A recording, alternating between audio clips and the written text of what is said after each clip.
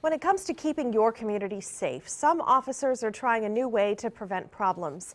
San Marcos police say mental health calls have more than doubled since 2012, and this kind of call can quickly escalate.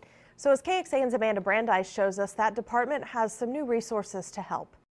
With a quick glance, you might not know Grant Sheridan is a police officer.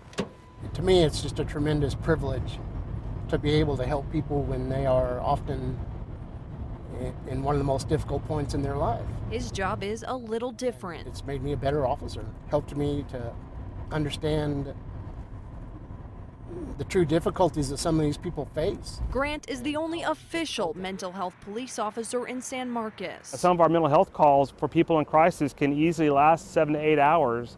And most times those calls take 2 officers, and so those are taking officers off the street from responding to 911 calls for service. Thanks to recent funding, the department's adding 2 more mental health officers, but they're now facing another obstacle.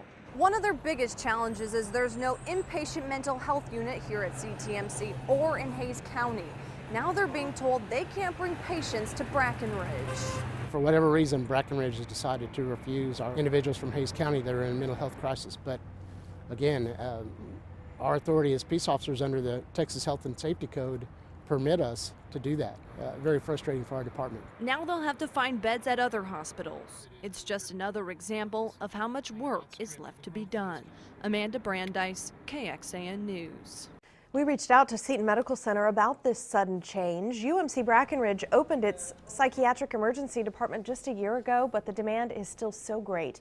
A spokesman says, quote, the department is too small to accommodate the needs in Travis County, much less surrounding counties, including Hays. However, that was all of the space and funding available at this time. Other agencies in our area have similar programs. For example, the Travis County Sheriff's Office has 9 deputies and a sergeant in their crisis intervention team.